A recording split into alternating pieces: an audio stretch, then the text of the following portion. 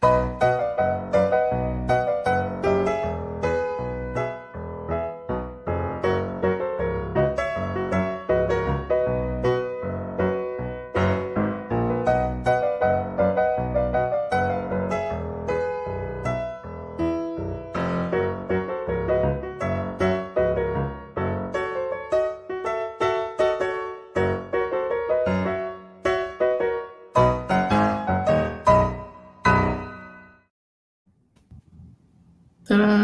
Is that what the intro is? I had no idea. It's been so long. I was going to say the same thing. It's been a while. I totally forgot. I don't remember if the box thing always stayed like that, kind of not covering the whole thing. It only shows up on here. It doesn't show up like that on the video. So everyone's That's like, really weird. Well, I see anyway, it home. There we go. Oh. So this is the return of LP Movie Club. We're talking about Spider-Man No Way Home. It's a little movie you might have heard of that dropped this past weekend in a huge way. Before we really get into it, can we just talk about the crazy box office draw that this movie had? Yes. Go for it. Well, did it do well? Yeah, just slightly, yes. Second biggest opening weekend of all time, surpassing Avengers Infinity War, which I expected this movie to do really well. Not that well, though. Inflation. From what was Infinity War, 2018, 2017? I mean, it's generally up 8% or 6-something% this year. So but I don't know how it's affected movie tickets. There are some other factors that come into play with this as well, though. So also, one of the craziest stats to me, too, and this probably shouldn't be as surprising as it was to me, but as of Sunday, it was already the biggest movie of 2021. Given the entire runs for every other movie, it passed Shang-Chi in just 3 days, which is just crazy. So, and I'm gonna throw Adam Schefter type bomb on it. Just got an email that the Spider-Man No Way Home is on the short list of 10 films to be nominated for the Best Visual Effects Oscar. Wow. Was that decided before the movie was released? I guess I don't know how they do this. So, do you think it's weird that the short list is longer than the actual list of nominees, thus being a long list? It's a fair point. It's like it's a much shorter list than the email I got last year. It's like, here's the eligible films. Which to be fair, every movie that was made. I was going to say, to be fair, though, that probably wasn't much longer than this year's short list, given the amount of films that actually came out last year. Yeah, right. I feel like there are more 2020 films coming out in 2022 than actually came out in 2020. So on the short list for makeup and hairstyling is Cruella, The Eyes of Tammy Faye, Nightmare Alley, and West Side Story. That's 4 out of 1, 2, 3, 4, 5, 6, 7, 8, 9, 10. 40% of the makeup and hairstyling shortlist are on Disney movies. Okay. Well, that's exciting. Also, I don't know who just put the comment up, but I mean, this will probably be. This would shock me if this were the case, that it received an actual Best Picture nominee, but I believe this movie will be all over the Oscars for different reasons, as you mentioned with the visual effects. And no, we are not watching the movie right now, though I really, really wish we were. This would be very interesting to pull off in a theater, though. Is it weird that Sony is like the one group that doesn't have a streaming service, considering they're like the one that's actually a tech company? I mean, it does seem like everyone has a streaming service at this point. They don't even have a TV network either, but they make a lot of TVs. So. Oh, they make a lot of TVs. They make everything but streaming services. It feels like inevitable Disney's going to buy them, right? Between this, the Goldbergs, and Jeopardy, it's like. So all right, let's get into the actual movie. Benji, specifically, I mean, I know you've been basically literally dying from not being able to talk about this for at least a couple of days. I mean, Marvel time, you were just biting your tongue the whole time. Yeah, last that was week, hard. It was very hard. Especially when I slipped and said I was craving a donut because I forgot that was from Spider-Man and not Hawkeye. Yeah, luckily it wasn't a huge spoiler that donuts were involved in Spider-Man No Way Home. But we should mention now, full spoilers happening in this discussion here. So if you haven't seen the movie yet, first of all, what are you doing? Go see the movie. Also, I'm pretty sure everyone has, right? Like, what's 8 billion times $15? I'm pretty sure that's what the earnings were this weekend. So,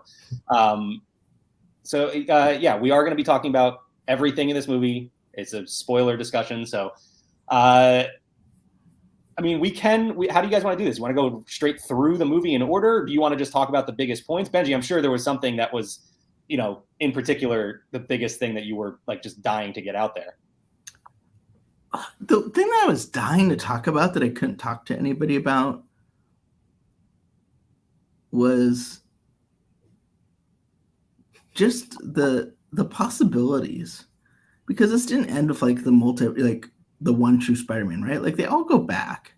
Like how cool would it be to have another movie in the Garfield Spider-Verse or the Tobey Maguire Spider-Verse? Like it just made me crave wanting to know more about what happened to them. And then you have Venom, obviously. I was shocked about like how it seems like What If is going to play a big role. Because obviously when the multiverse is cracking, it has that sort of blue hue from What If. Right. So, and then the Doctor Strange tag at the end. And then keeping in mind that this movie was supposed to come out after Multiverse of Madness originally. So, I don't know. It's just, that's all sort of like plot mechanical stuff. But what I really was impressed with was just sort of the mechanics of it. It was like the best done fan service. Like it was done in a way that made it feel like, obviously there's plenty of fan service, but like giving emotional, like they weren't cameos, right? It was like they actually had a part to play. They continued their own stories. I mean, villains and heroes. So I was really impressed. Yeah, on that note, I think the most impressive thing about this movie is how much they managed to cram into 2 hours and 30 minutes and not have it feel like it was just clunky and a detriment to the story. Like I think they did a really good job of balancing that all out. And talking to Rebecca, who hadn't seen any of the Andrew Garfield Spider-Man movies, she mentioned to me that they gave enough context to fully like connect with that character in just, what did he have, a half hour screen time tops? Like, I mean, they managed to really deliver those stories, like you said, in such a limited time, and I mean that was just incredibly impressive to me. I will say I thought there were parts that I enjoyed, like I thought were really funny, like when they're talking about the webs, and obviously Toby shoots through his from his hands, and then also talking about just like doing the different comparison moments where it almost felt like an SNL skit or something. Like it felt like it should be like a cutting room floor sort of a thing, but when you're in the moment of the theater, it's you're eating it up. But I wonder if on replay those will feel like a little bit slower and kind of detract from the movie. That's why I don't think that it could really get like a Best Picture nominee, because I don't think when you look back, I think the movie going experience is going to exceed what the movie actually is upon further review. I think without a doubt you're right. I mean, it's not a perfect movie, it's just a perfect movie going experience. Mm-hmm. I mean, perfect might be a stretch, but and because I was thinking a lot about this, is like there's no recognition for having fun. There's no like best cinematic fun, like had fun. The MTV Movie Awards are for, right? Yeah, but like without having to kiss Madonna or whatever. And but I will say, when I've seen it twice on the repeat viewing, I think you do appreciate the craftsmanship. Not that there's not like weird plot holes. Like how many Peter Parkers were there actually, because they just stopped after 2. Was there like 40 more that could have shown up? Right. But you do appreciate the craftsmanship in balancing all this stuff. There's a lot of heavy lifting here. And I mean, there's parts that's like, obviously Jamie Foxx just wanted to be Jamie Foxx's time, and like they just made all sorts of justifications to make that happen. But, and I think that kind of detracts because it's, they can't let it go without saying it, but at the same time, it's like, this is just, to get the guy to come on without paying him like $800 million. Yeah. So I think you do appreciate it on repeat viewing, although you know that it's playing you, but it's okay to be played. It's like kind of like Endgame, where it's like, when he holds up and says Avengers Assemble, and you're like, yeah, like you really think he's like gonna, in the real moment, he would take that moment to be like catchphrase, or like when all the women Avengers like get together in one shot, like that they're messing with you, but it's like, it's okay, it's fun, it's a comic movie. Yeah, I'm glad you brought up Endgame, because I've just been thinking about, when I left the theater after Endgame, I was saying we're never going to get a theatrical experience like that, unless maybe 10, 15 years down the line, Marvel puts, another huge thing together like that. But here we are, 2 years later, and this, for me, my personal experience in the theater, this topped what the reaction was like in Endgame. And I mean, the audience was just nonstop clapping, laughing, cheering the entire movie. So it was really just a crazy experience. My first time was seeing it was at the like screening where there was like 12 of us there, and they all seemed to be like from highbrow publications, and then us, because it was like the Chronicle, and like they were talking about like which films were they excited for Sundance and all this stuff. And I mean, nothing wrong with that, we cover Sundance, but like they weren't like talking about whether Morpheus takes place in the MCU. Like it just wasn't like that kind of conversation. And I mean, and the credits start, and they come in and they say, okay, there's 2 things to stay after the credits, but like one guy just left like as soon as the movie ended. But it was fun to see it at like a Thursday night show with the audience getting into it. It's like, people say, oh, you want to see it Thursday night to avoid spoilers, which is not untrue. But you also want to see it Thursday night to be with people that wanted to go Thursday night. Yeah, I think this movie was a different monster, because I know people that saw it on Saturday early afternoon, and the theater was still packed and still had that reaction. So I mean, it was that kind of movie, which you don't see very often. Wanted to bring up this comment here, and just leave that up there for a second here, and just kind of see what happens. But no, fun is enough of a reward in and of itself. Yeah, you summoned them. I mostly want to listen, but there's a couple of comments I wanted to make at some point. There are very few LP movie clubs I can participate in, but I've seen this one, so. Cool. Well, I mean, you have a good point there, that like it being, such a fun movie is a reward, but with great fun comes great money. They obviously that's the trade-off for winning all the awards and everything. But there was another comment here too. Oh yeah, I mean, we're jumping around with this movie obviously, but how did we feel about Tobey Maguire obviously being the elder Spider-Man in this one? There's a little Peter B. Parker to him, but I didn't think it was like distracting at all. I didn't think he was that much older. I like the choice to allow the Spider-Men to have aged rather than have them all be, contemporary to when we saw them. A lot of what I have to say comes from listening to another podcast this morning about this show, but it was cool that you got to see Spider-Man today, Spider-Man a little bit older in life, and then Spider-Man, a lot older in life, who is kind of lived the life and had the sage advice for the younger Spider dudes. And I think Tobey's character did that well.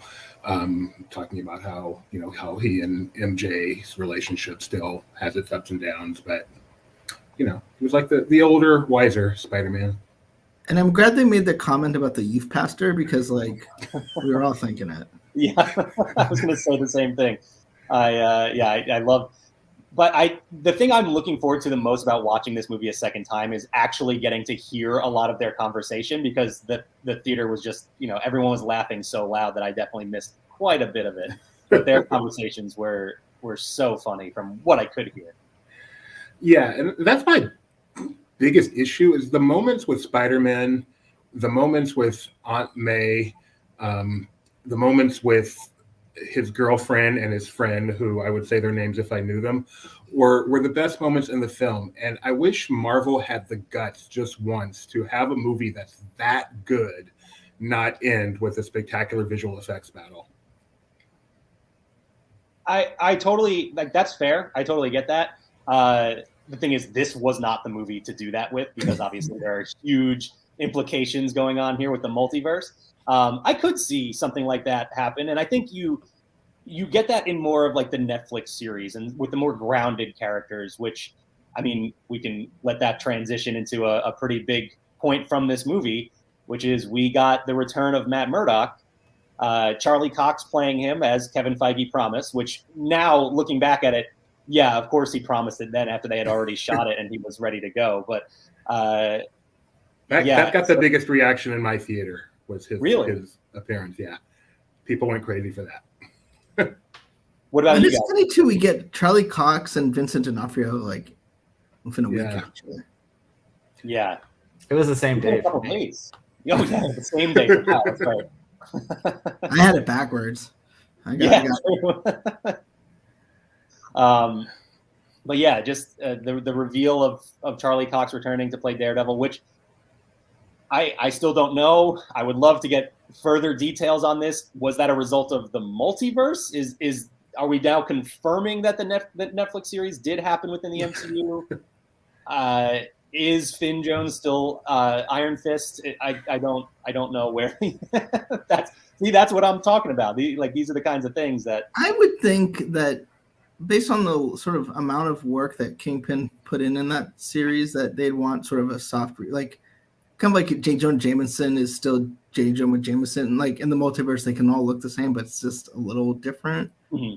I would hope, because that's a lot of baggage to have to carry through the MCU without having properly planned for it. Yeah, Kevin's up to it.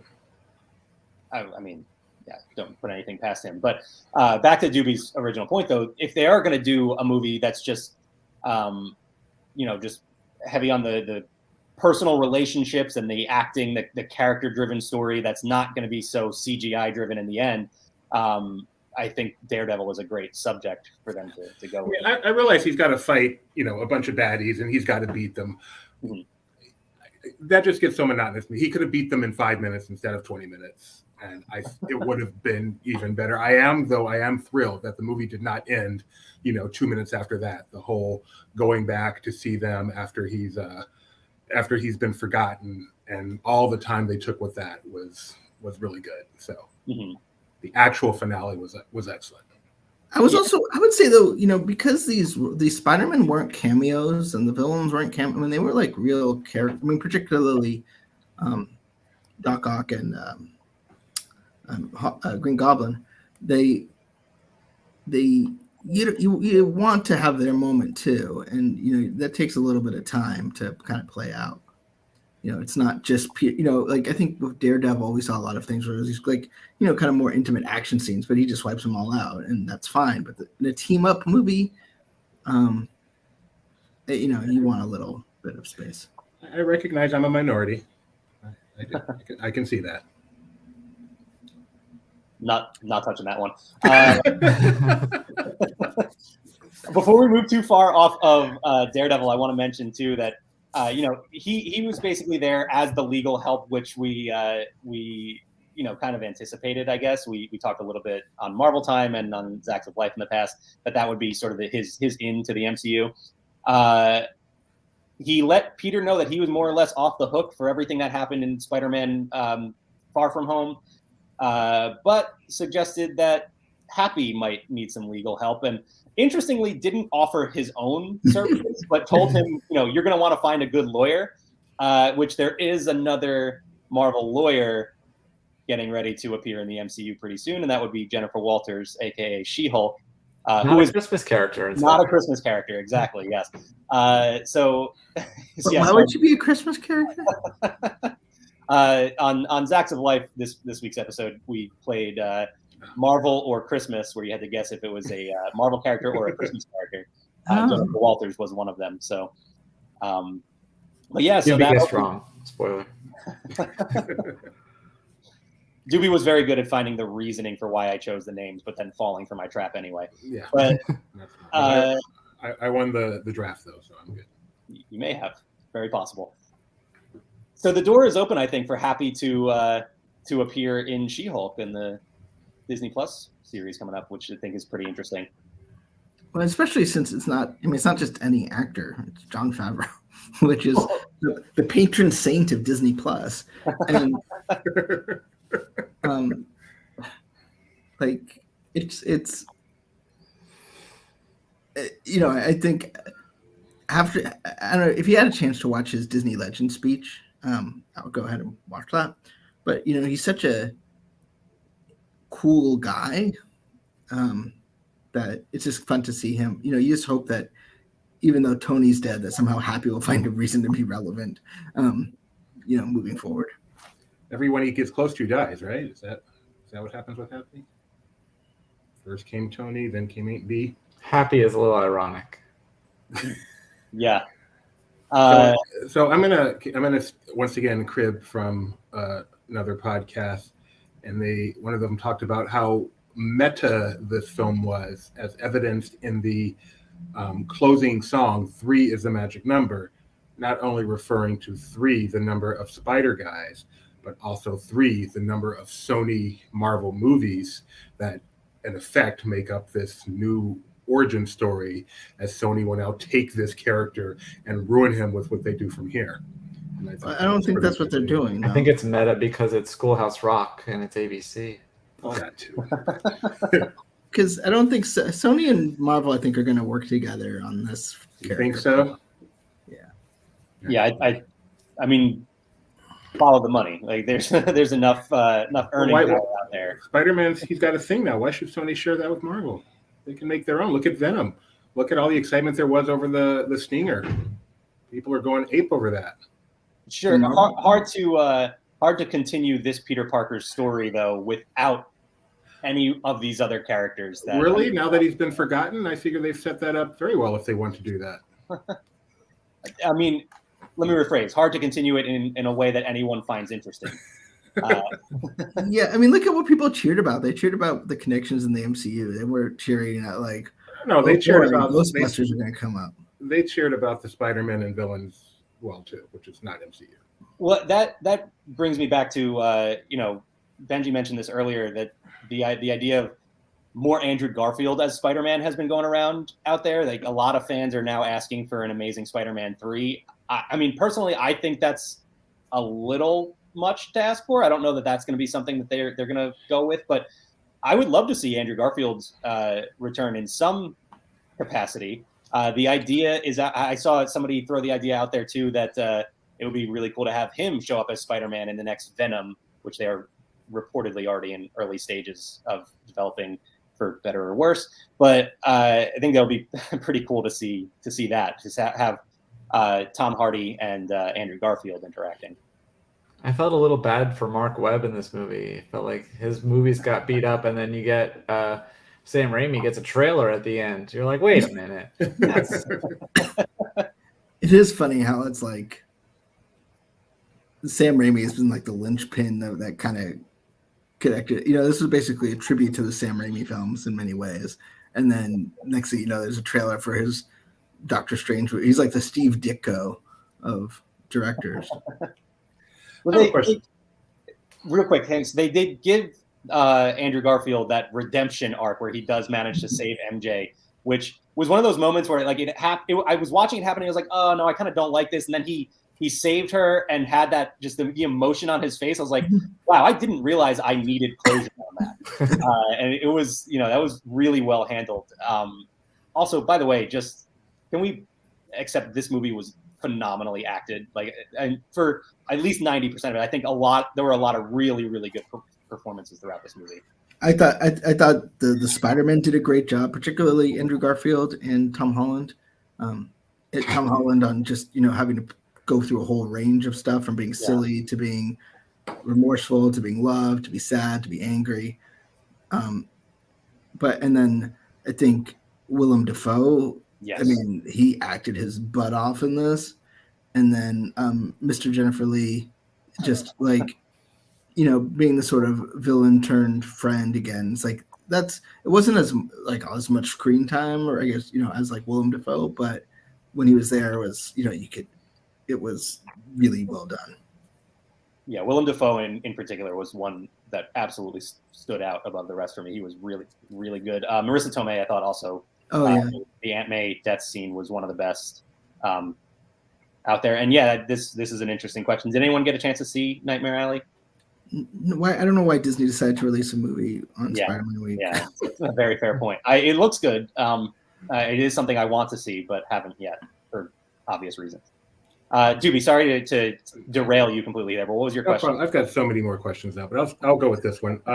Is Doctor Strange always such a jerk, or was his jerkiness updated in this movie? No, I mean, he was. That was his whole arc in his first movie, was that he was this, just cocky and unlikable guy, and then had to, got broken down to like the bare minimum. And then build himself back up. So, but that is his attitude. I mean, that's been the case throughout the comics and throughout the MCU so far. So, yeah, I thought they did a great job with him in this movie, actually. I think if you can relate to someone who thinks they're a good person, tries to do the right thing, but is actually a jerk, you would get that concept. Wow. Next question. And again, this is not my original thought, but the general Spider-Man arc is someone kills Uncle Ben. He gets really angry about it and goes after them and tries to kill them or something, and then realizes this is not the way. So in this movie, someone killed Aunt May. He goes after the Green Goblin, and he's on the verge of killing him until Spider-Man Prime says this is not the way. But has he learned his lesson since he was forced to stop, or is he? Where is Spider-Man at the end of this movie? That's a really interesting question, because I do think there is that moment where he sees the consequences of what happens when he tries to give in to that urge, when we see, as you call them, Spider-Man Prime get stabbed, which is completely okay. He's been stabbed before, so. So I do think there's definitely some growth in that moment, and then he does pass up the opportunity to kill Goblin after that, and hits him with the antidote, the Goblin antidote, I suppose, after that. But so yeah, I think there was growth there. I mean, there's so many possibilities for where they go with this character now, especially now with what he's going through. So I mean, we'll have to wait and see. But you guys have any other different thoughts on that? I think he learned his lesson. I think what he will do in practice, I think will kind of continue to haunt him. But I think this is the first real Marvel character where he is playing, I have a secret identity, I'm a loner, sort of like a Batman type in that regard, but most Marvel characters don't have secret identities, at least at this point. So, he's one in a way that kind of parallels Cap, but not as much because he has a secret identity as opposed to just having one identity. So I think it'll be interesting character to help explore that, like trying to maintain that, maintain the secrecy, presuming he shows up in some sort of Avengers crossover again. They won't know who he is either, and how do they deal with that, and and whatnot. I mean, there's obviously all these questions about so they know they're Spider-Man, Don't think. Well, no, I mean, it's gonna hurt. Well, and they deal with this in the One More Day comic arc, which No Way Home, I think, admittedly borrowed quite a bit from. When it's sort of like they don't know, they there's a hole in their memory, but they don't realize there's a hole in memory until they're sort of forced to do. But I think you'll see some sort of fallout of that too. Yeah, for example, I think it would be interesting when, because we see Ned and MJ, trying to prepare for their future afterwards. And I think when they look back on why they weren't accepted into colleges or anything like that, they're gonna wonder. We might see that moment of like, why did this happen? Why were we rejected? And then the colleges themselves might wonder the same thing. So I think there will be some fallout from that. Mission Impossible. So the whole reason this whole movie even happened was because Peter didn't make a call to find out if he could convince them to let him in anyway. It's pretty weak, pretty flimsy. Well, I mean, there were some other elements going on too, but yeah, it does. You can boil it down to that, I suppose. I want to go back to Doctor Strange real quick. And Benji, you mentioned you may have steered me a little bit on Marvel Time last week, but if we go back and check the tape, I 100% called that Wong had been the Sorcerer Supreme while Doctor Strange was blipped. So I just want to take a second there to toot my own horn. Let's just sit in that for a little bit. Let me enjoy it. Okay. All right. Good.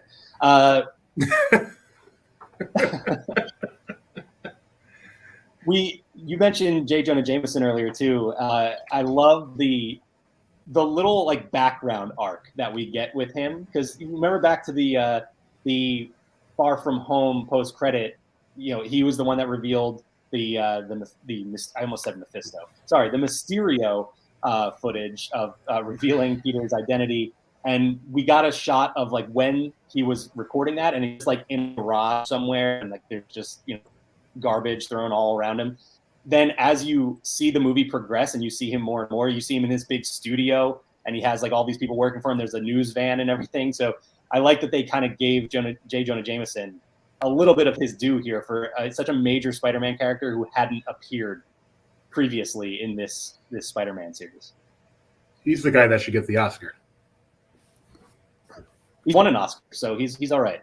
For his role as Yellow M&M. Not for this. Yes. He was great in this. He was very enjoyable to see throughout. He was great.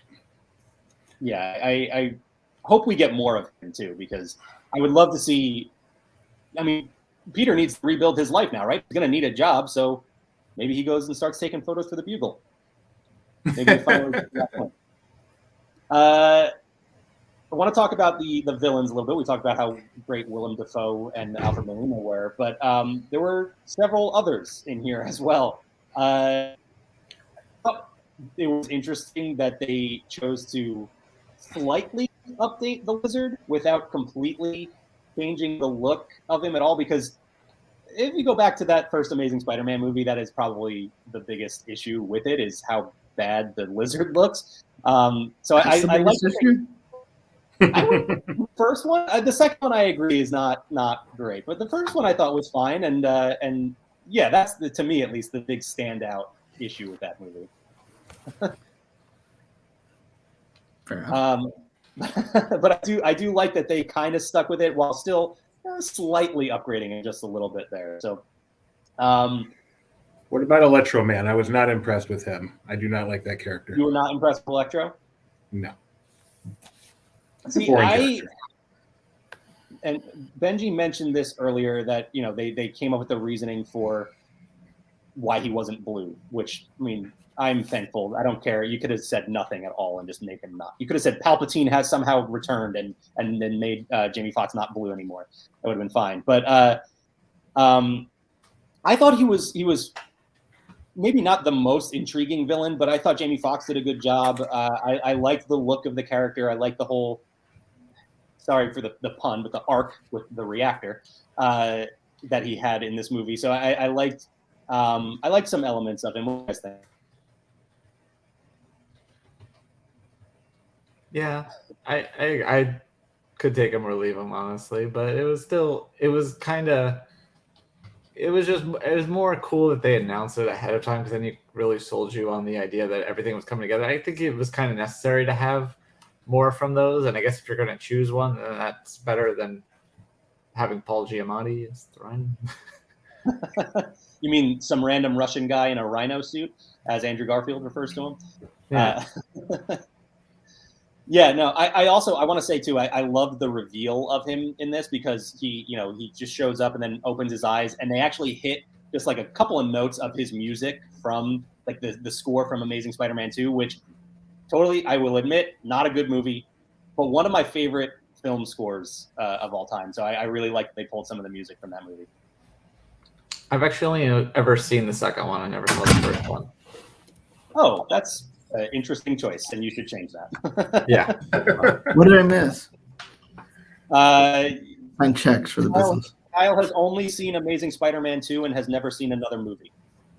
You've never seen the original Spider-Man? I've seen those. I've only saw the Amazing Spider-Man 2. I didn't see the Amazing Spider-Man. Oh. I've seen Spider-Man 1 at home. I've seen 2 in theaters and 3 somewhere along the way. Unfortunately. Yeah. Well. I like Doc Ock. Yeah. Again, Alfred Molina did a great job. That character, aside from maybe Norman Osborn, has the most depth to him of all the villains. So I like that they gave him, much more screen time than most of the others. Although I feel like they did give a fair amount to Jamie Foxx as well. But yeah, I think they could. Sandtrap was pretty superfluous. They could have dispensed with him and given the rest some more because he has no. I like seeing Thomas Hayden Church for the brief moment that you did get to see him, and not just CGI sand. So I'm curious what the reactions were like in the theaters for you guys, because we got a huge ovation for the appearance of every single one of these villains, including Sandman, which really surprised me. Wow. Yeah, we did. We did. Not that I recall, we did not. And not only that for me too, but we got it. He got an ovation when he first showed up in his sand form, and after he got cured and became human again, they applauded for that again as well. So it's like that's interesting. Oh, they didn't cut human again from your theatrical. Oh wait, actually, that reminds me. Benji, was anything removed from your original screening? No, the only thing that they had, this weird thing, I don't know if you had it theatrically, but it was like MJ, Tom, Zendaya, and Ned talking about how you shouldn't spoil a movie, and then Jamie Foxx shows up and he goes yeah, don't spoil a movie, and then they go back to them and they're like, Jamie, you're a spoiler. And then they start the movie. We did not get that in our theater. It didn't make it to France. I didn't see that. I did see that ahead of time, though, before seeing the movie in the theater. I saw that just Twitter beforehand. So that was definitely going around out there. Since I have Marvel Mac here, can I ask you a question that I just don't understand? How come Plus Size Friend is able to do this and make Rings of Fire? What's his ability all of a sudden? All right, I feel like we need to give him some credit. I don't know how to pronounce his last name, but Jacob Batalon is phenomenal as Ned, as always. And we got confirmation it's Ned Leeds. We didn't know that necessarily. Had we not seen that before? Wow. Yeah, so there was some interesting stuff with him for sure. The magic element is not something I saw coming, and I suppose too now he's forgotten about that, right? If he has, I don't know. That's interesting. I'm not sure how much of the events of this movie he will remember. So it'll be really interesting to see if he remembers the fact that he's magic. And if there's one thing I've learned about Ned Leeds in the comics, it's that brainwashing him always has good consequences. oh yeah, absolutely. Yeah, we should talk about that too. There's the moment where Ned is talking to wait, hang on, what were their numbers? I think Tobey Maguire was Peter 2, correct? Yes. That was their confusion in their fight scene, and that was a great moment when it's on Peter 3. Yeah, that was great. Andrew Garfield being Peter 3, and I don't know. To me, the look on his face was, yes, we all know I am the least favorite Peter. was awesome. Yeah, that was fantastic. But so Ned is talking to Tobey Maguire's Peter, and he asked him, "Do you ever have a best friend?" And he said, "Yeah, I did. he died in my arms after he tried to kill me. And that like Ned is like shook from that. And then eventually goes to Tom Holland and says, I promise I'll never become a supervillain and try and kill you, which was a hilarious moment in the movie, but also a great nod to Ned's comic book history as he goes on to become the Hobgoblin, one of Spidey's more famous villains. So, is there an article on our site about cool references like that I might not get? There's a few out there. Yeah, it's not out there. Like anyway, did you notice that when MJ and Peter come up out of the subway, they're in front of the sandwich shop from Amazing Spider-Man? No, I did not notice that. Another incredibly subtle nod, but I like it.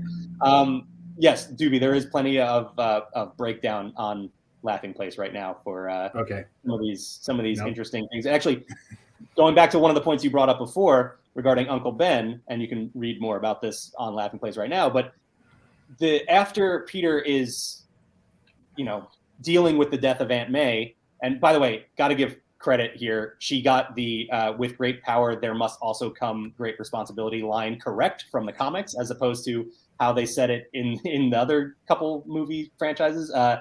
So he's dealing with the death of Aunt May as opposed to the death of Uncle Ben. And this is when he first meets the other Peters, and they explain that they went through the same thing with Uncle Ben. The look on Tom Holland's face in that moment said to me that Uncle Ben has never been a thing in the MCU. He's never had an Uncle Ben. And I think that is really interesting and changes the dynamic of, how we should look at Spider-Man, going back to some of the older movies, because that is really a defining moment in Spider-Man's life as a character. And now you go back and watch these other things. He's never dealt with that loss before. So that honestly is going to change the way I would look at Avengers Endgame and how he's dealing with the loss of Tony Stark. Mm-hmm. Definitely an interesting plot point to throw in there. Well, and also, when I know, because I kept an eye for it when, May got married, and she's not buried with, and there's no like Ben Parker, next to her. Right. So, we can only assume that he just skipped town shortly after they got married and never been seen again.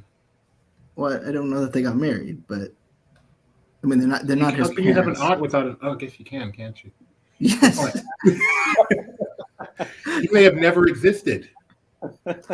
Although I will say, I think it's Spider-Man 1, the briefcase does have BP as the initials, so I don't know who.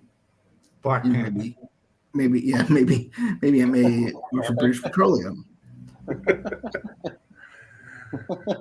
Blood pressure. So that's just an interesting point, I thought, from this movie, that I just always assumed that they had skipped past the Uncle Ben moment because we had seen it so many times in movies before and weren't going to spend more time on it, but definitely thought that was interesting.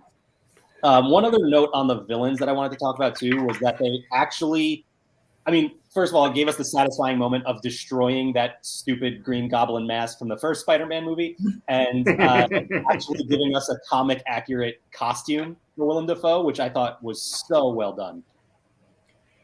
Also, you see that the juxtaposition of him leaving his mask from Tobey Maguire leaving his mask at Spider-Man 2 is based on crowd reaction. I fully expect them to early on in the next Spider-Man to be gluing that mask back together as kind of to say, screw you for. Never mind, that was just my Last Jedi reference there. I'll just move right on.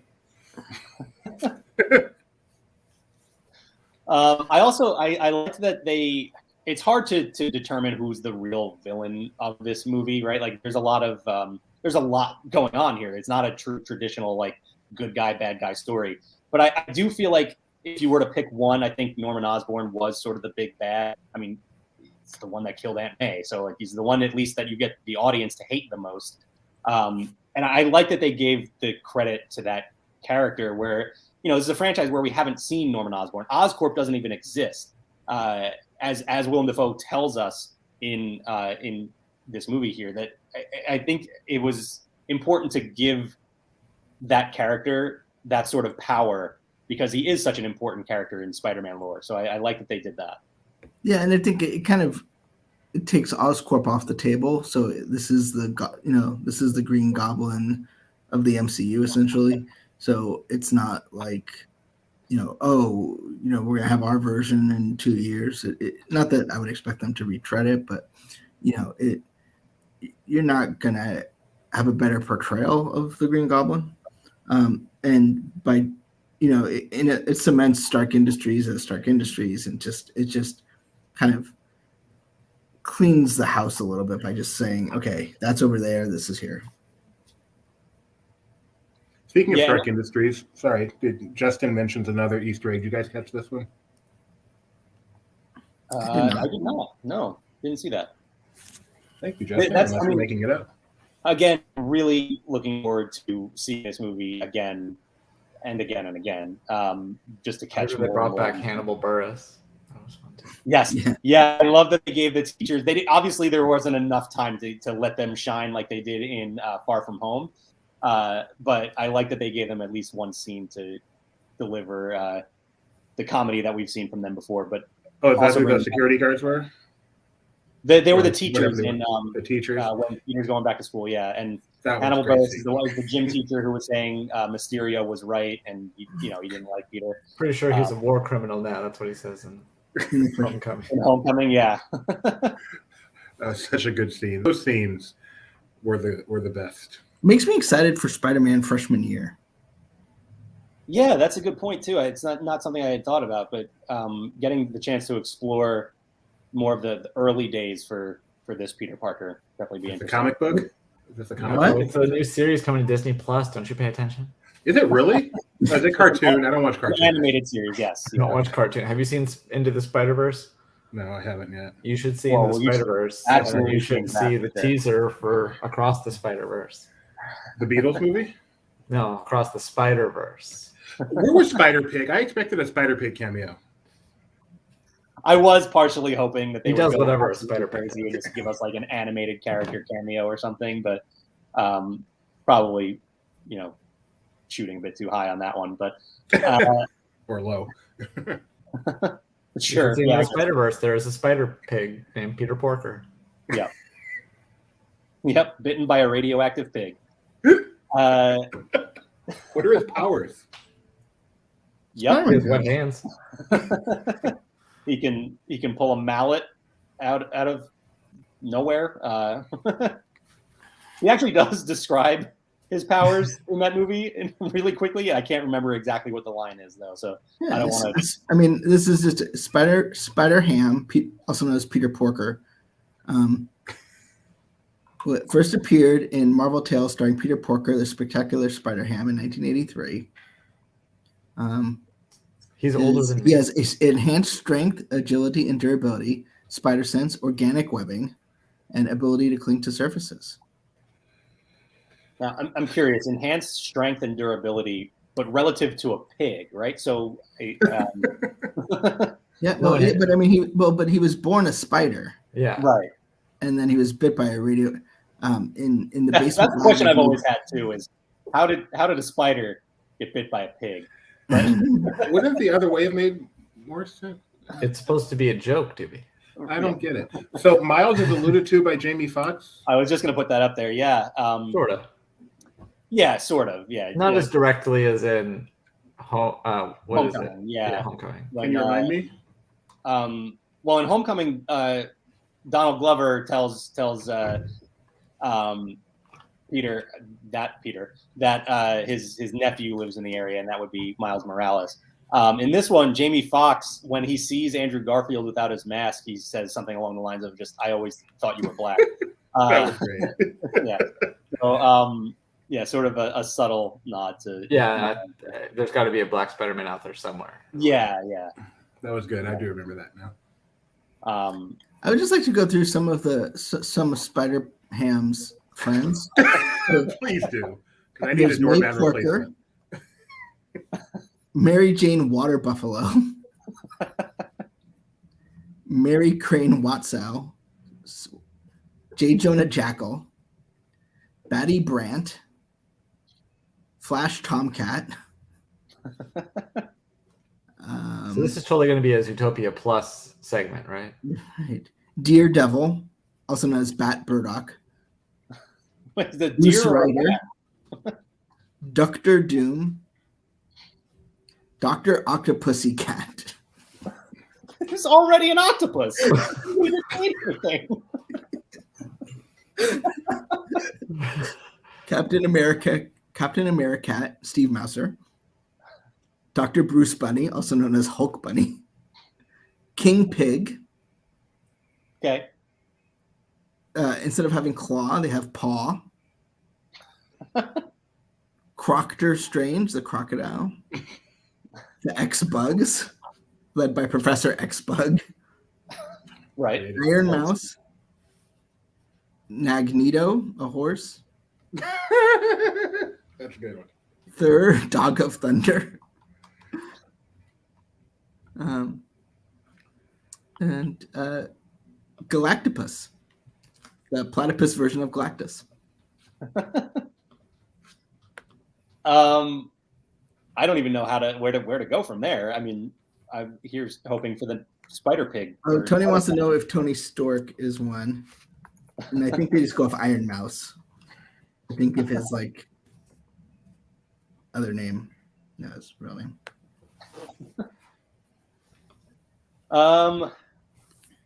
Did we have? I'm sure there were other, notes that I had that somewhere throughout this movie. But I feel like we've jumped the shark at this point. Do you want to talk about Venom?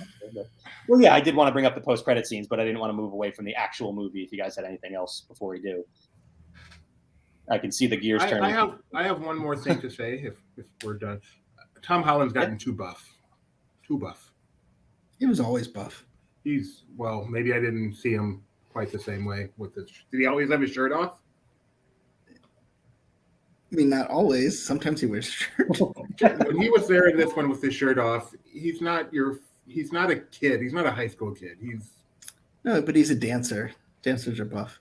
Okay, not Peter Parker. So he's also at the point now where he's going into college. So he's a little bit older now, so it makes a little bit of sense at least. Plus, he is a superhero. So that's a question then. Do his powers make him visually different? Like, obviously he's stronger, but does that mean he has to have more muscles? Yes, he gets more muscles when he's bitten by the spider. Okay, I would think he'd have less muscles since he's so strong. Just lifting weights does nothing. That is a point that they've made in like the previous Spider-Man franchises where we actually do see him get bit by the spider and transform. There's, having revisited the Sam Raimi trilogy recently, Tobey Maguire's Peter Parker wakes up in the morning, looks in the mirror, and notices the difference in his body. I remember that. Answers Aunt May saying, "Yeah, it's a big change." So, yeah, there's definitely allusions to that in previous. And then one other thing, we talked a lot about the acting. The Tom Holland and Zendaya chemistry, just not there. Really? That's a joke because I know they're a couple.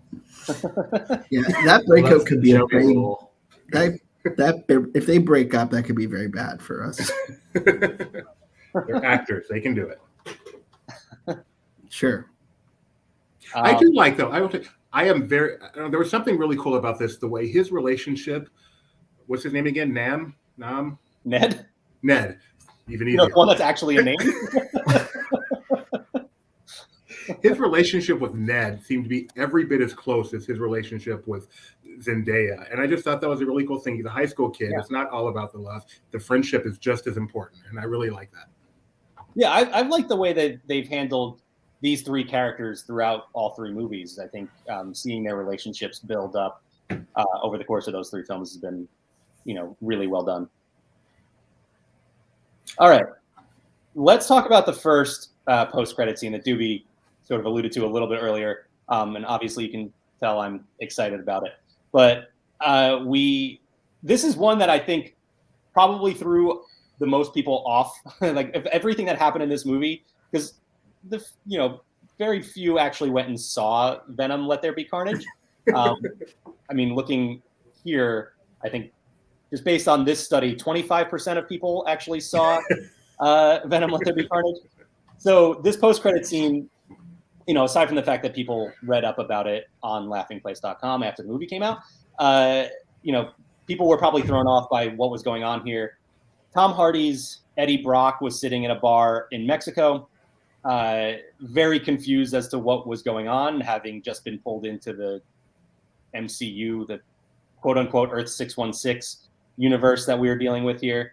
And very funny conversation with the bartender and Venom in his head, a very drunk Venom, which was very interesting. I didn't know symbiotes could get drunk.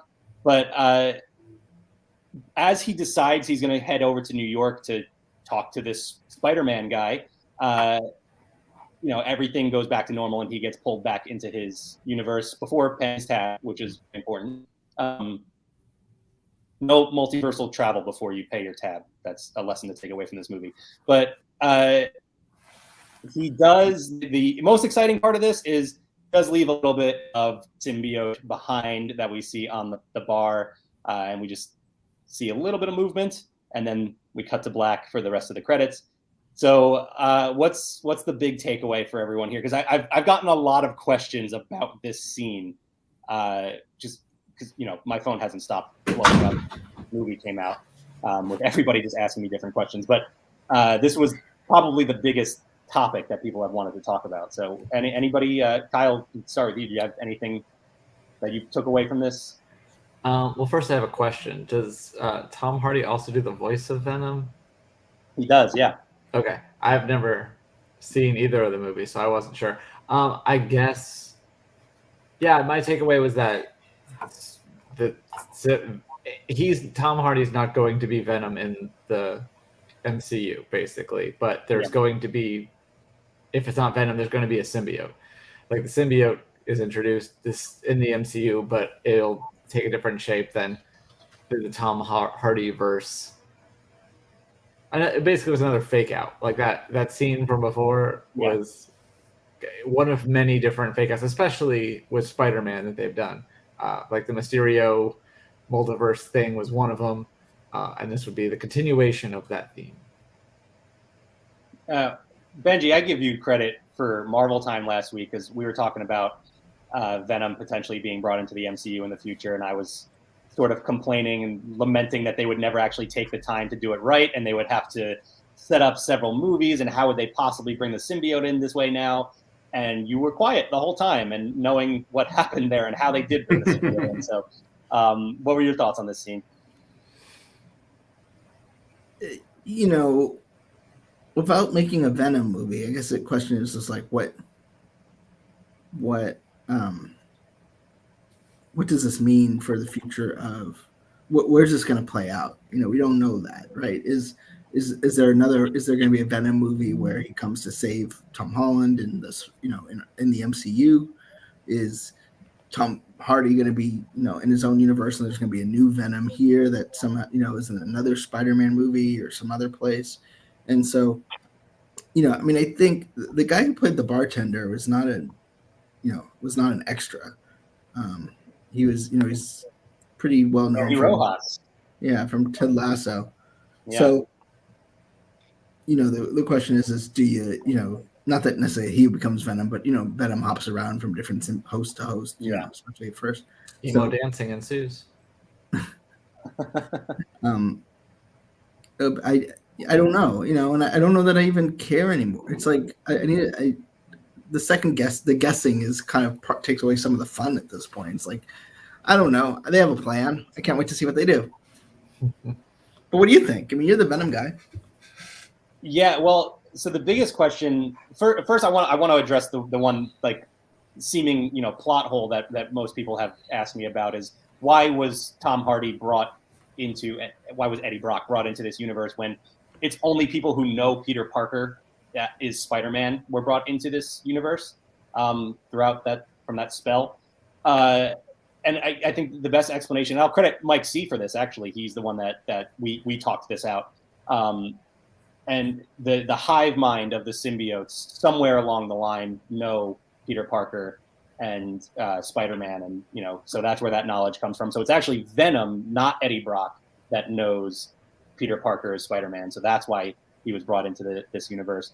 The biggest question for me, though, is, so I do think this is our door to have Venom in the MCU. Kyle brought up the idea of it being a symbiote, we don't necessarily know that it's Venom, and that's definitely a fair point. They could go in a different direction, but I would think they would want to cash in on the name recognition of Venom. And I think what's interesting though is the possibility that it's not going to be Eddie Brock as the MCU's Venom, but we've already introduced Mac Gargan, who is the second Venom in the comics. We have Flash Thompson in there as well, so it's possible that the symbiote finds his way to him. I think we'll see an interesting. That is an interesting concept. Is this Flash Thompson becoming Venom? Seems a little out there, but he's best friends with Spider-Man. What was that? Said he is best friends with Spider-Man. He is, yeah. So that makes him a target now. Although I guess he doesn't remember that anymore. So, well, he was best friends with Spider-Man, not Peter Parker. It's true. Again, what is he going to remember? But I'm interested to see the symbiote work its way from Mexico to, of course, eventually getting to New York, because that's just going to happen. And then seeing where they go from there, because there's a lot of interesting ways they could go. One like little Venom story that nobody ever really paid attention to. There's a guy named Angelo Fortunato who Venom for all of 30 seconds, or in comic terms 2 pages. The symbiote was being auctioned off among crime bosses in New York, and so this crime boss bought it, gave it to his son, and he was swinging around New York as Venom, and Venom decided, this guy's a loser, I'm going to leave and go find somebody else, while he was swinging in midair, and just let him drop to his death. So I kind of hope that they give us that as the first Venom in the MCU, but we'll see where they go.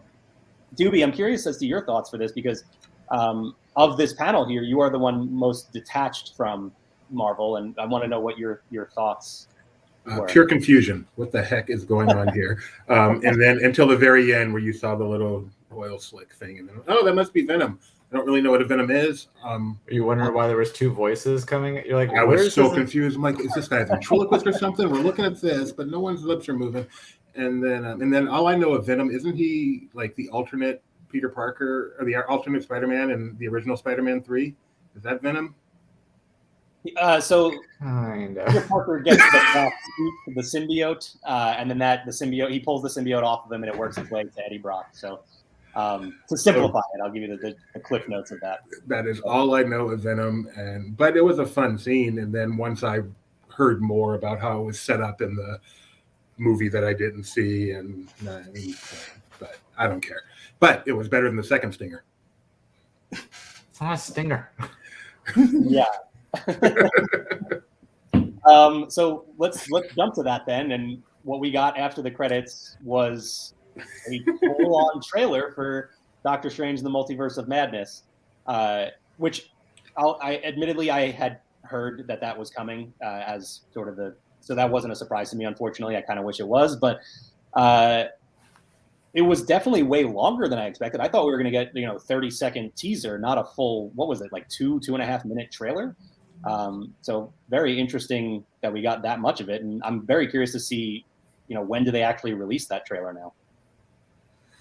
We're still waiting for that Jurassic Park Dominion 5-minute thing they did, so it could be a while. I would think that they would do it on next Monday is my best guess. Okay. Or never, either one.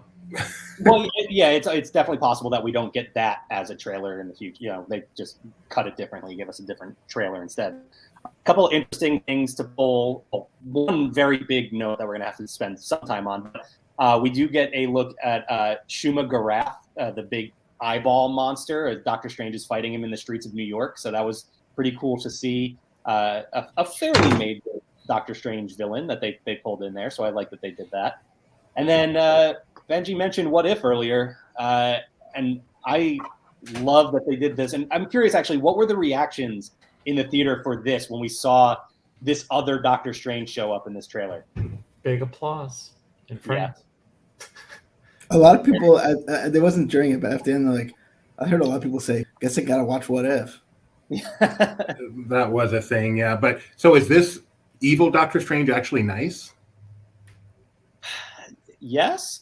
So he is. It's Doctor Strange, but with a bunch of ingested monsters and spells and Sorcerer Supreme. This might be my least favorite MCU character. Well, that's why it makes more sense now that they said that this might be the first MCU horror movie. If you I watch- like that prospect, but the whole multiverse thing is not just doesn't work for simple people like me. Do you know the difference between a sorcerer and a sorcerer supreme? Tomatoes. I thought it was avocado and guacamole. I mean, guacamole and sour cream. But, It's tomatoes and sour cream. okay.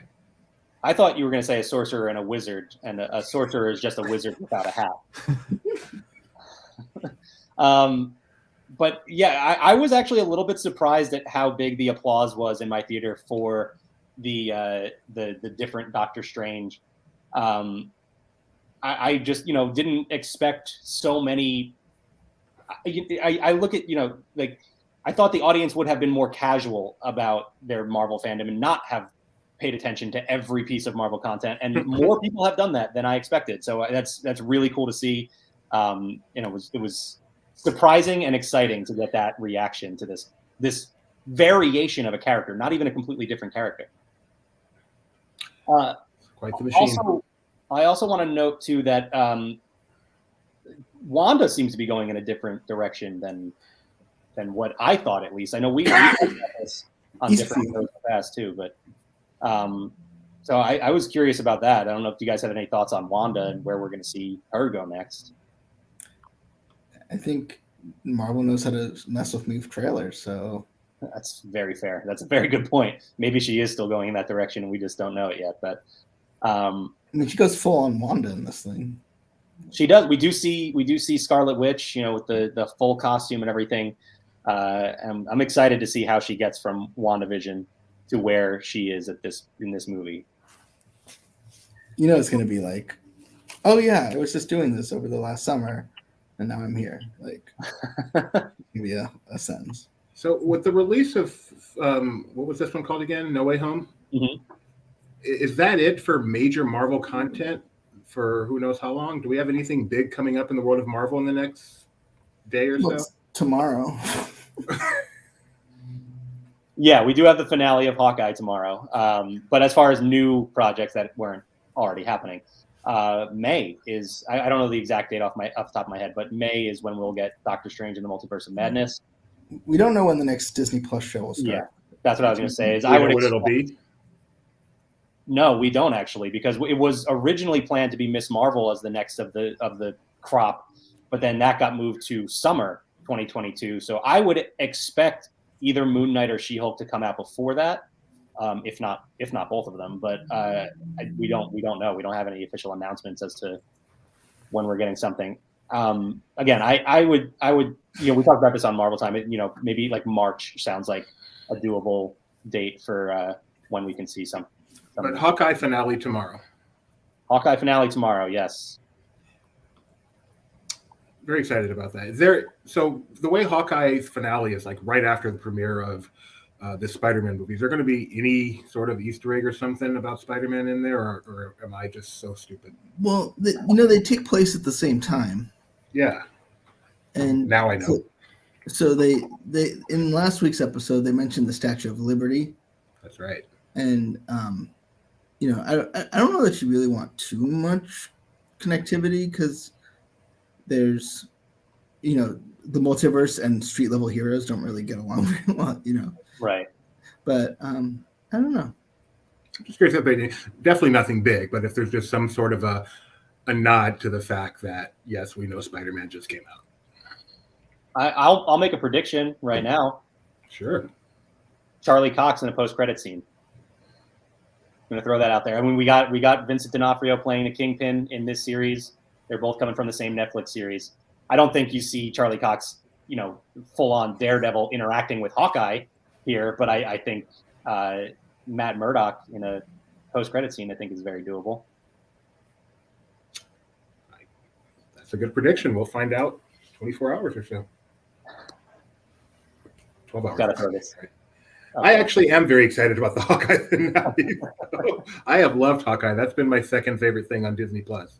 After the I mean, that it's in line with what you were talking about, with it being very grounded and not so CGI heavy. So the concept of a superhero's everyday life, yeah, when they don't have a secret identity, is just so interesting. That's interesting about The Boys on Amazon, although it goes in a completely different direction. But just that concept is really, really interesting, and so I love seeing it explored. And He also likes when they combine action and Christmas. I do. Die Hard is a great Christmas movie. But just minimal Christmas, like the mention of it at the beginning and the end of the movie, and maybe a tree somewhere in the background. That's about it. All right, we're not going there right now. Also, I just learned that Doobie watches The Boys, so we're gonna have a conversation about that off there at some point. So.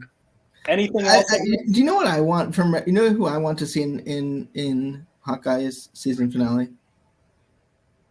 I'm very curious now. If it's Okay, so we have the kingpin of crime, right? Mm-hmm. We potentially have a lawyer. We need a police officer, and who plays a better police officer in a Christmas-themed action product than Reginald Bell Johnson? Well, now that second season of Turner and Hooch isn't happening, though. Well, and if deleted scenes are still canon, he is a police officer in the MCU. So I would love to see that. A deleted scene from Avengers Endgame.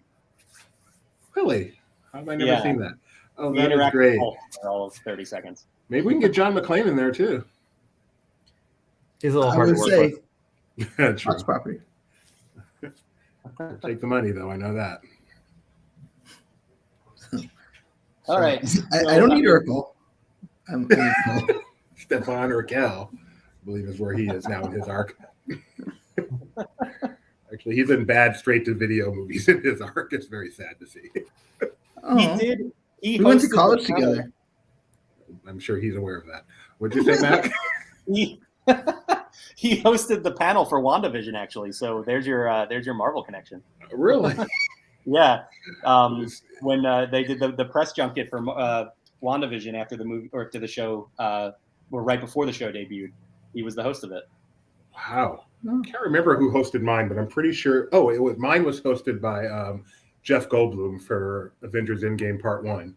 Right. And you got Jaleel White. I would also say Jaleel White in 2021 announced a line of cannabis product featuring the purple Urkel strain of cannabis. Wait, did you do that? Sorry. Actually, I would like an answer to Kyle's question. Did you Google that, or is that coming off the top of the head right there? No, that is definitely from glancing at his Wikipedia. The purple Urkel. That's not a trademark. Does he own Urkel now? And he was in DuckTales. He voiced Gene the Genie, replacing the legendary Rip Torn. No, Rip Taylor. Rip Taylor. The purple Urkel. You can read about it on leafly.com. This is probably a good spot to wrap things up. So, are they on Commission Junction? No, okay, we're done. Laughing Place does not condone the use of the purple Urkel or any other products on leafly.com. There's a sentence I never thought I'd hear. We'll be back tomorrow to discuss more Marvel news and break down the finale of Hawkeye on Marvel Time. So keep an eye out for that. New episode of Zacks of Life is out right now. You can check that out with Doobie as our guest. So I am. That's right. Yeah. Also, if I can say, can I do other promos? No, we have no time. Sorry, you spent it all talking about Purple Urkel. An hour, 45 minutes. Don't forget my wife and his wife doing Barely Necessities. And then tonight at 7:30 p.m., you won't want to miss it. I don't often recommend you see Disney Trivia Live because it's pretty bad. But tonight's going to be awesome. We've got Mike Celestino producing our guest list. 2 awesome contests, a Disney Christmas Carol, the history of Boba Fett. We're going to have 2 incredible guests. I don't know who they are.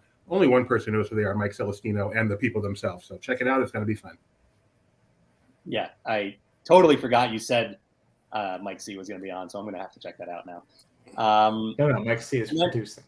Yeah, he's not going to be on. He's producing. Oh, you're right. Yes. Sorry, I think Doobie said composing the guest list. The terminology. And then, if I'm remembering correctly, next week we'll be back with another LP Movie Club. So, if I got my dates correct there, unless I mixed something up. But next Monday, 1:00. Yeah, there we What's go. the movie? We talking about the Kingpin. Kingpin. Ooh, yeah. Kingsman. The King's Man, which I won't spoil too much, but is a step down from what we talked about today. So can't wait for that one. Yeah, I'm looking forward to hearing you and Alex lament this film. It'll be fun for sure. Maybe I'll go see it this weekend so I can join in the pile on. That'll be fun. Yes, please do. All right. Anything else? We're good. All right. Thanks for letting me crash, I think we should have guys. a post-credit scene for this, but I don't know what it would be. It involved Urkel.